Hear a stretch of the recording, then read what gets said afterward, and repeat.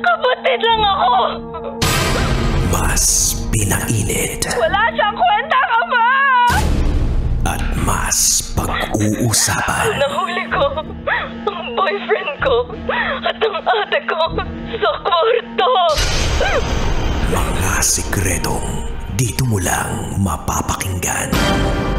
Top Secrets. Top Secrets. Top Secrets. Top Secrets. And we're back. Ito po ang programang Top Secret kasama si DJ Raketera, and we have on the line Anne from Baguio. Hi, Anne! Hi po ulit. Ayan, Anne, nakikita mo ba yung mga komento ng ating mga kabisyo sa social media?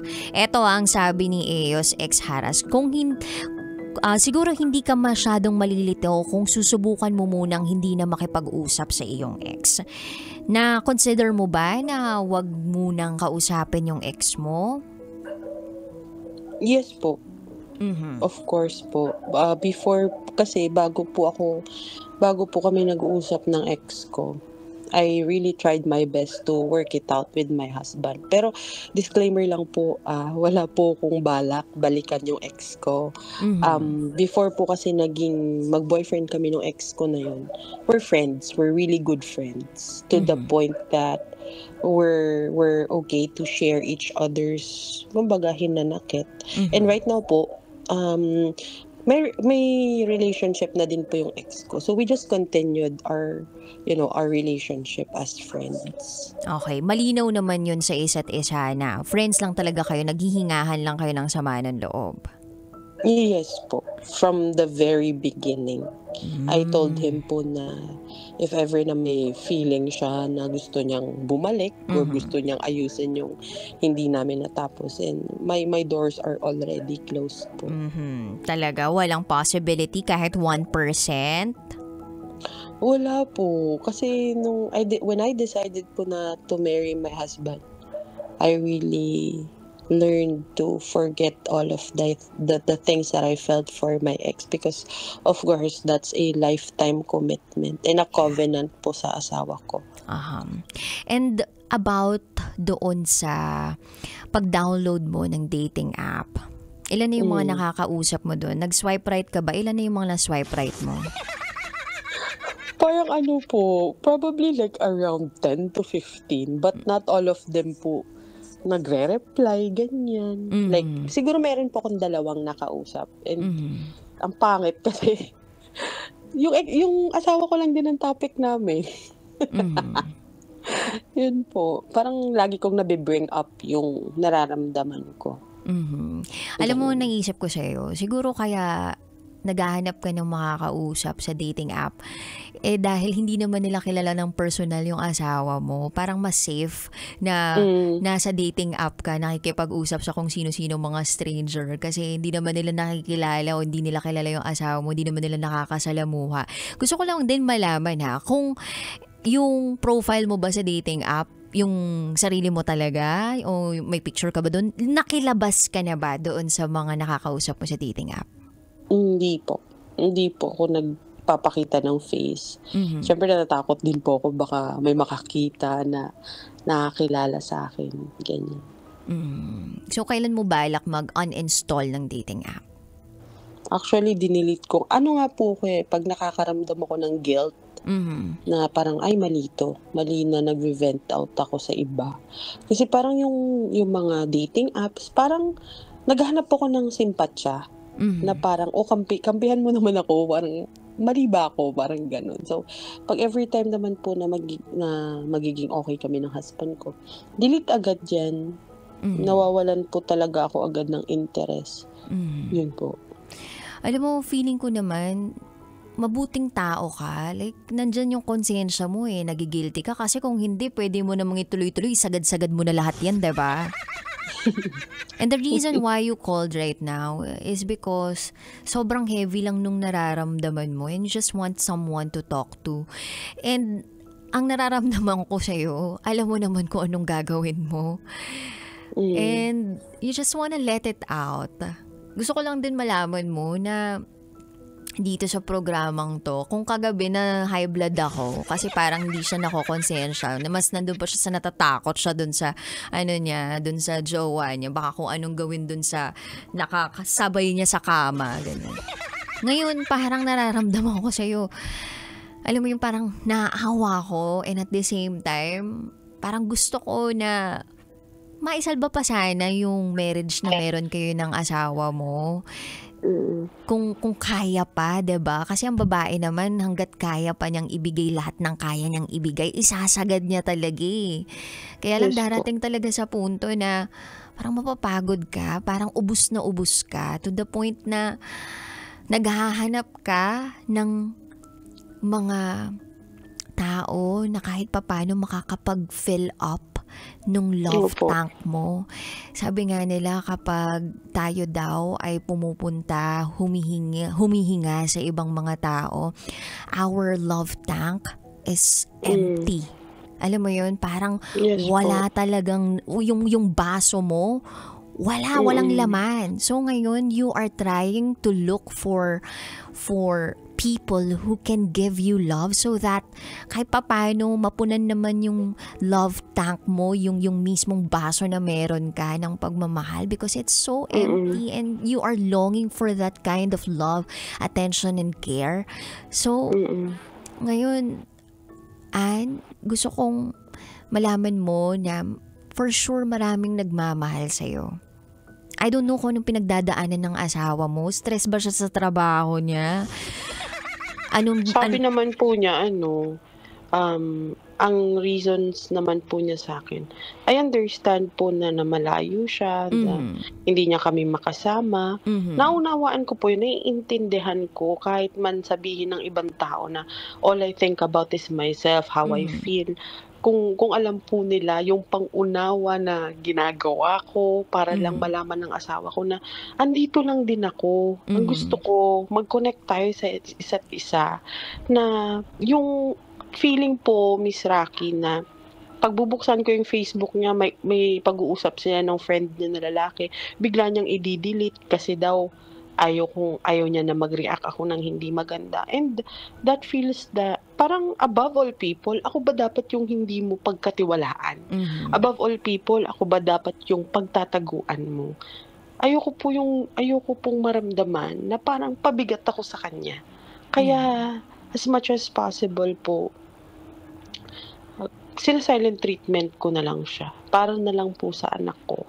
And right now po kasi, gusto ko lang malaman ng tao na kami, ang haba na ng tinakbo namin from me na childhood sweetheart ko siya hanggang sa tumanda kami. We've been together for 13 years. 13 years as a couple and now 16 years as a married couple. So, marami na po kaming napagdaanan and it's really sad for me that I can tell na it's already at the end of the road. And masakit lang po kasi may baby, and yun po yung mahirap sa akin na makita yung nanay at tatay niya na we're already growing apart, we're not growing together. Yeah. And most of the time, ang silent treatment, it signifies the dead end of the relationship eh. Pag tumahimik na yung babae because she's already done with everything. If sakali man na yung asawa mo magstay in the Philippines for good, magkakasama kayo sa iisang bubong, do you think it's gonna be different? Siguro po hindi. Kasi bago naman po siya ulit nag-abroad, nandito siya like 2 years. Wala pong nagbago eh. It all started when we became parents, and I know the responsibility and yung pressure to be a better person, a better version of yourself, just to be good for your kid. But ano po yun eh. Kumbaga, lagi ko ngang nakikita sa social media na unahin mo ang asawa mo. Kasi ang asawa mo, kasama mo yan hanggang sa pagtanda, hanggang kamatayan magkasama kayo. And it really gives me pain na pag ako nakakaramdam ako ng selos towards my daughter because hindi ko po nararamdaman yung love na nararamdaman ng anak ko na galing dapat sa asawa ko. And I don't believe so po, Miss Rocky, na magbabago pa. Kasi ganun kami before but it did not make anything po. Okay. If you have any message sa asawa mo, siguro pwede mong gamitin tong pagkakataon na to para sabihin sa kanya yung mga hindi mo pa nasasabi. Go ahead. Hi, Daddy. I know we've been together for a very long time. And I could still remember the very first day when we dreamt about our future together. It's sad that little by little we are reaching our goals. It's just that we're doing it separately. Pangit lang na dumating tayo sa punto na lumalago tayo bilang tao pero hindi tayo magkasama emotionally. I always tell you na mahal kita. Alam mo yan. Mula bata ako hanggang sa tumanda ako, hanggang sa nagkaanak ako. Ikaw lang yung taong alam kong makakapagsabi na masaya ako, mahal kita. Pero sana malaman mo na ginawa ko naman yung part ko. Ginawa ko lahat. Sinabi ko lahat ng kaya kong sabihin sa kaya ng sabihin ng boses at bibig ko. Malaman mo lang na gusto kong ayusin yung meron tayo. Pero siguro pag yung pagmamahal hindi na gaya ng dati at naging kampante na tayo na lang talaga ba? Siguro nawawala na lahat. Masakit sa akin na malaman at paramdaman na dumadating tayo sa punto na ako dapat yung kakampi mo, di ba? Sa akin ka dapat nagsasabi. Sa'yo din dapat ako nagsusumbong. Pero masakit lang kasi hindi na ganun yung relasyon na meron tayo. Mag-iingat ka. Sana maunawaan mo na lahat ng lakas ko, lahat ng kaya ko bilang asawa, bilang yung na nakilala mo noon, ubos na. Pero saan man tayo makarating, pinangako ko sa sarili ko na gagawin ko lahat bago kita bitawan.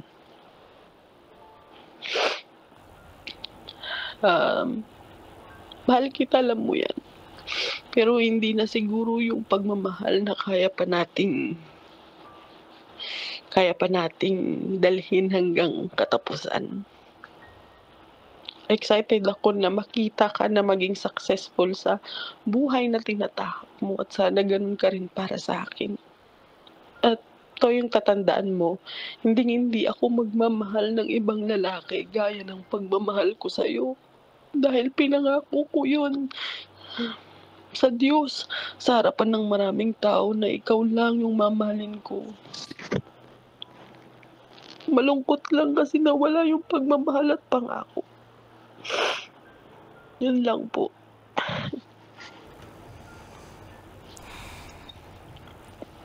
Isang maigpit na yakap sa'yo, top secret Sherry Ann. Gusto kong malaman din kung ilang taon na yung anak ninyong dalawa. 3 po. Kaka-3 niya lang. Palagay mo ba naiintindihan niya na kung ano man yung nangyayari sa'yo at sa inyo ng pamilya mo? Opo. She's very smart. And nalulungkot pa ako na pag nakikita niya ako na umiiyak, sabihin niya na, "Don't cry, mommy." Lagi niyang pinapaalala niya na daddy loves you. Siyempre po masakit sa akin kasi yung daddy niya yung dahilan kung ba't ako umiiyak.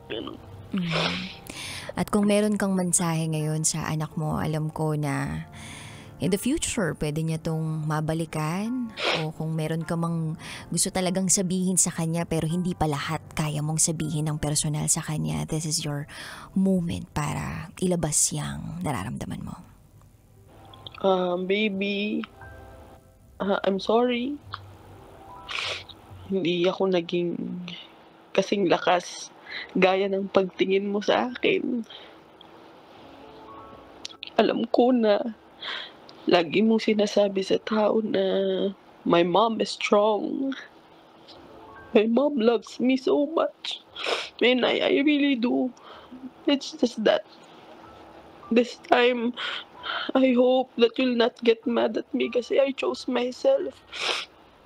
Gusto ko ulit maging buo para sa'yo. Kasi gusto kong lumaki ka na punong-puno ng pagmamahal. Walang labis, walang kulang. Kailangan lang matutunan ulit ni Mami na maging siya para lumaki ka na maayos. Hindi ko man maibigay sa'yo yung pamilya na pinangarap ko. Sana maunawaan mo na ginawa ko yung part ko para maging buo ka, maging buo tayong lahat.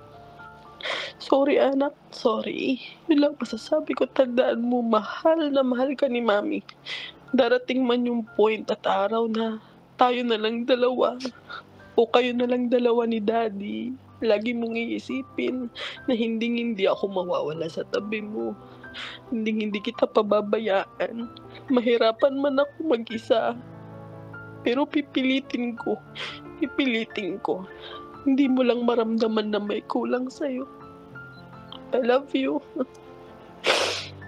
Yun lang po.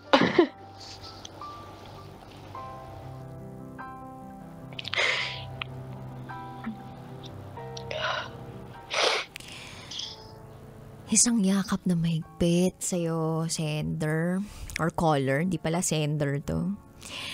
Grabe, pati ako naluha dun sa mensahe mo para sa anak mo. Pipilitin mo na maipadama sa anak mo na walang kulang.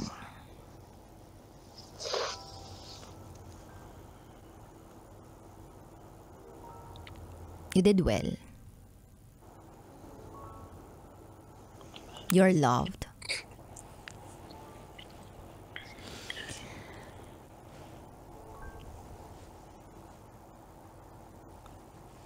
At may pamilya ka na mahal ka. May anak ka na mahal ka rin.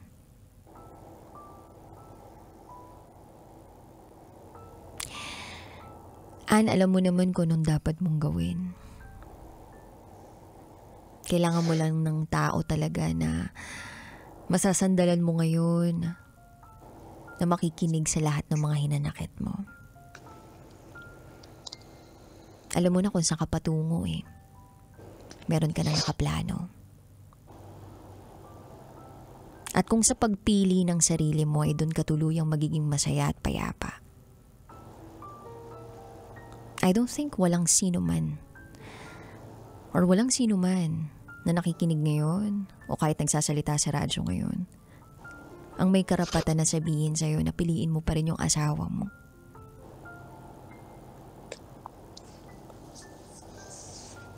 Because loving someone too much doesn't mean losing yourself.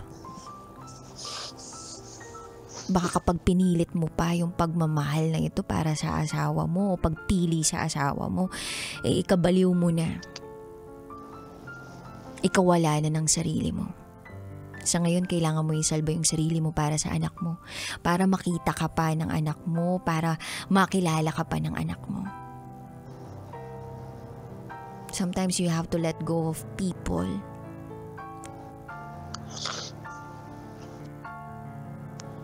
in order for you to be whole. In order for you to save your sanity. In order for you to save yourself.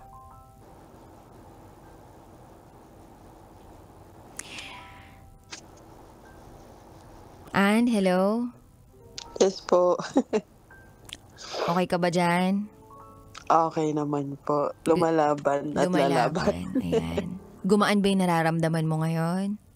Opo, sobra. Sobra. Ayan. Dahil dyan marami kang pinaiyak, alam mo ba? Sorry na. Kasalanan mo daw to kung bakit bukas mugtong-mugto yung mga mata nila, yung mas makapal yung eye bags nila kesa sa mga mata nila. Sorry na po. Charot lang with Harot. Anyway, and I wish you the best. I wish you nothing but the best. Sana balitaan mo ako kahit through chat lang or kahit through Viber message kung kumusta ka na. And I hope nagkaroon ka ngayon ng kaibigan na naging bukas sa pakikinig sa iyo. Sa iyong pinakatatagong sikreto. Thank you so much, Anne. Thank you. Thank you. At sa mga kabisyo naming nakatutok pa rin ngayon, maraming salamat sa inyo. Sayang madami pa sana tayong oras pero na-carried away tayo lahat kay Anne. So bukas ulit magsama-sama tayo. Alamin ang mga pinakatatagong sikreto ng ating mga kabisyo. Nakapiling ninyo alas 9 ng gabi hanggang 12 midnight. Ang inyong Basa Princess, DJ Rocketera, dito lang yan sa 90.7 Love Radio. Kailangan pa bang i-memorize yan? Basic. Good night. Kailangan pa bang i-memorize yan? Love Radio. Basic!